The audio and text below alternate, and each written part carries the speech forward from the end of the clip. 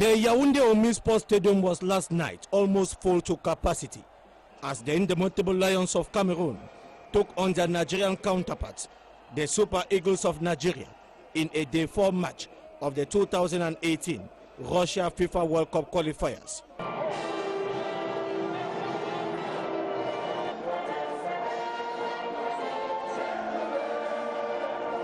The first 45 minutes of the game saw Obi Mikel, Igalo, and Victor Moses of the Super Eagles dominating the match, which led to Simon Moses getting the curtain raiser of the game at the 26th minute of play. At halftime, the scoreboard read Cameroon nothing, Nigeria 1. After recess, Cameroon came out strongly with certain changes that were made by coach Hugo Broos. Captain Benjamin Mukanjo was substituted, and the entries of Abubakar Vincent and Basogok saw Team Cameroon mounting pressures, which led to the goalkeeper Okechukwu Inzenua committing a foul at the 18-meter spot. Referee Gassamba of Gambia nationality pointed at the penalty spot, a penalty that was netted in by Abubakar Vincent at the 75th minute of play.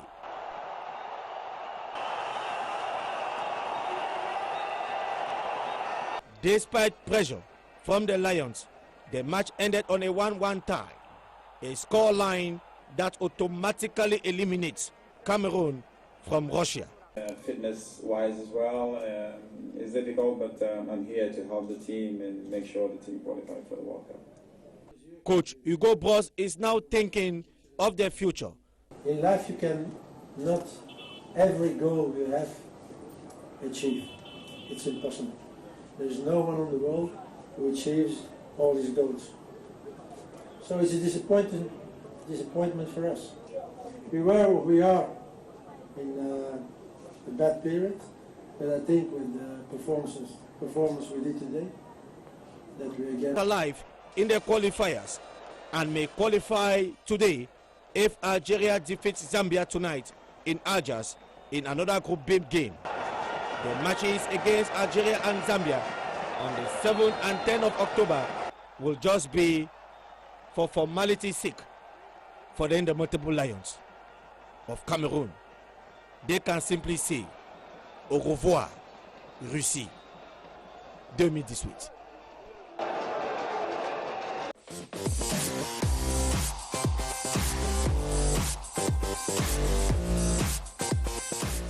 After Cameroon's elimination from the World's Football Fiesta to take place in Russia in 2018, we met with some Cameroonians who had this to say. I want to say it was a shock to have noticed the Lions being humiliated and sent home packing in their homeland by the Super Eagles of Nigeria.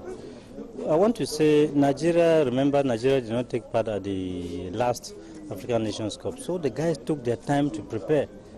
And Cameroon, maybe having won the cup, they thought that maybe they were superior to Nigeria. And maybe the first encounter, because everything started with the match in Nigeria. Cameroon did not prepare very well, and the coach maybe decided to put the young players. When he saw that the young players could not deliver, it was too late. He brought all experienced players in Yaoundé, and you saw how they tried to do their very best, but it was unfortunate. The deed had already been done. So I want to say that we need to learn a big lesson from this. That it is not because you want to refresh the national football team, you have to put aside all players. You need to mix the two. You need to blend them, because the young player, no matter how talented they can be, need some guidance from the elders, need the coordination from the elders. And I want to say the coach so far has not been performing bad as people may claim. He has delivered a lot, and he is trying his very best to make sure that Cameroon football is raised up to a certain standard, especially as we are preparing for 2019. There is a lot of work to do.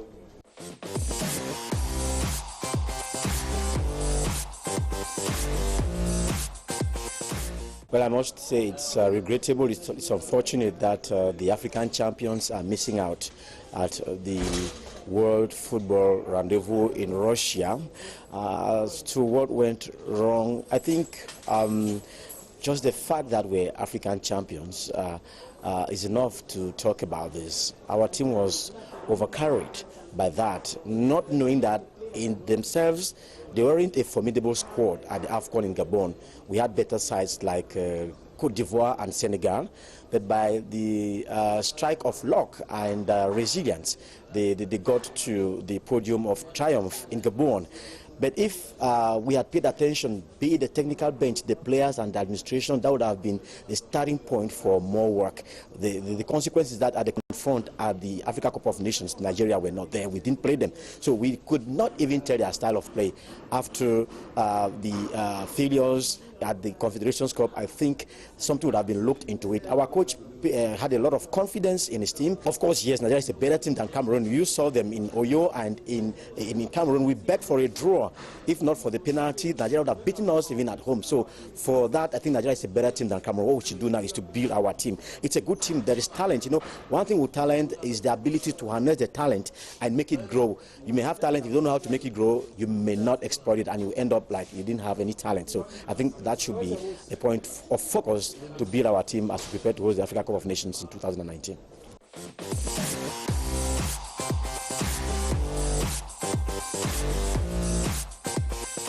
It's true that for every Cameroonian, knowing that Cameroon will not be present in the 2018 World Cup in Russia is something really aching, is something that really causes someone to really feel bad, feel disappointed that his country, a country that has been used to attending World Cups, will not be part of that event. That notwithstanding, to maybe answer your question about who is responsible or what, whether the players are responsible or the staff, I would not even want to say the players are responsible, because when we look at the away match in Nigeria, you see that really it was not really too good. But when we came back here in Cameroon, the Nigerians, they refused to play. The Nigerians, they refused to play totally. And looking at it, we can say that Nigeria, because they knew that they had four goals ahead of us, or that they have won, and that they needed just a point maybe to place themselves as already the favorites, one of the teams that have qualified for the World Cup. Maybe the reason why they play like that. But looking at our team here in Yaoundé, we realize that we have a team. We realize that we had a team that we could count on. They were the African champions that we could really boast of. Though the official of the match, the main official of the match, was very, very doubtful, because the way he handled the match was not really too good. And we thought that for somebody that we have always known to be one of the best referees in Africa to behave like that, it's as if he received instructions somewhere. Nigeria, because they won, it's not because they won that we can say Nigeria is a better team than Cameroon. Nigeria did not even qualify for the 2017 African Cup of Nations. We went there and we came back with the cup. We came back as African champions. They beat us in their place, and they came here, they had a draw. But they refused completely to play. If you look at the Nigerian team very well, to be honest with you, it's an aging team. The obese, they are there. That is a team that, if we handle that team with the same spirit that we played the African Cup of Nations, that team will not survive in the Cameroonian hands.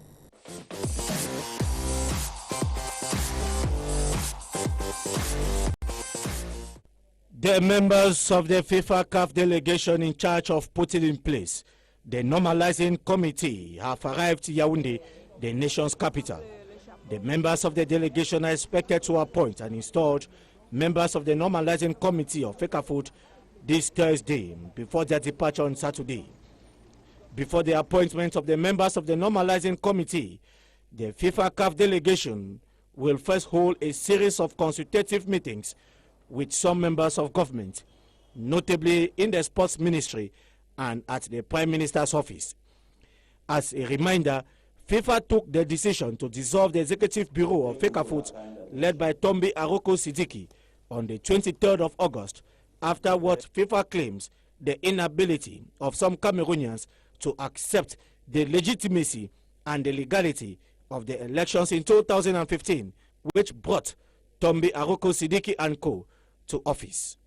The new normalizing committee will have as main mission to run daily affairs of FECAFOOT, put up a new text that will govern elections at FECAFOOT, and this after consultation with all actors concerned, and most especially organized elections on or before the 28th of February 2018. Who will be the president of the new normalizing committee? We shall be giving you the answer in our next edition of Additional Time.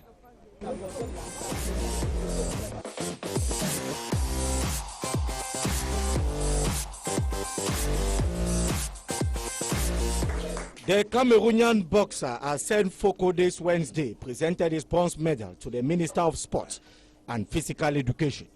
Arsène Foko is just back from the Boxing World Championship in Germany, where he was the only Cameroonian and African boxer who won a medal during the competition. Arsène Foko says the competition was tough, but not as tedious for him not to have won a gold medal, but promises to do better next time. Let's listen to the boxer. J'ai commencé le combat en 18e de finale contre le Turc, je l'ai remporté en 18e de finale. Quart de finale, je trouve le Moldave, et en quart de finale, je trouve le Colombien. Je le bats au premier round parce que j'avais déjà la rage. Et puis, dans ma tête, j'ai dit objectif médaille d'or. En demi-finale, je trouve le Kazakh. Et puis, on a combattu. Bon, Arsène Foko has given the Republic. Pas de boxe. Et surtout quand il s'agit de certains pays, comme vous l'avez dit, la Moldavie, de ce côté-là, ils sont d'une ténacité, d'une combativité et surtout d'une violence telle qu'il faut y être là pour pouvoir comprendre. Je voudrais très sincèrement vous féliciter. Et pour ceux qui ont connu des difficultés, ce n'est que partie remise. Vaincre sans péril, on triomphe sans gloire. Il y a eu un qui a échappé à l'adversité de la conjoncture et il allait jusqu'au bout. Il a ramené une médaille. Félicitations. Quelle médaille? C'est au niveau mondial. On ne se rend pas compte. C'est au niveau mondial. Ce n'est ni au niveau national, ni continental, mais mondial. Félicitations une fois de plus. At the Boxing World Championships in Germany, Cameroon went with two boxers, but Seyi Wilfred could not compete because of some medical reasons. Whatever be the case, it was a happy end for Cameroon's delegation with Arsène Foko, who competed in the 91 categories.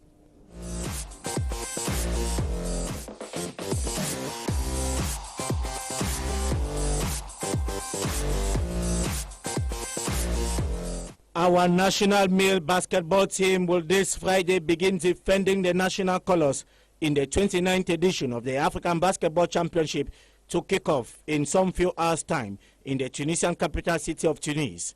Team Cameroon has already arrived Tunisia ahead of the competition. Before arriving the playground, the boys of coach Dieudonné Ntep spent 30 days in Brazil to prepare for the competition. Cameroon will play in Group A alongside host country Tunisia, Guinea, Bissau, and Rwanda. Cameroon's first game is on Friday against Tunisia. Cameroon's second match will be against Guinea-Bissau. The third and last group game will be against Rwanda, and of course, this will be on Sunday. According to coach Dieudonné Ntep, the first objective of Team Cameroon is to qualify for the second round of the competition.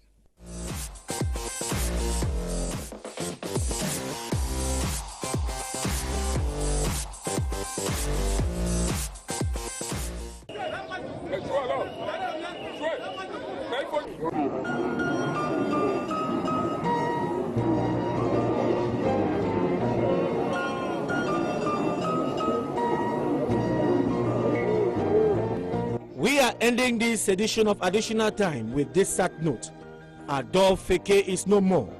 The former coach of Tonnerre Kalara Club of Yaoundé, Cosmos Football Club of Mbam, Canon Sportif of Yaoundé, Union Sportif of Douala, and UMS of Loum, the club with which he won the championship last football season. Adolphe Feke was also coach of the Baby Lions in 2006. Adolphe Feke was very sick these last months. We shall be telling our program in our subsequent editions of Additional Time.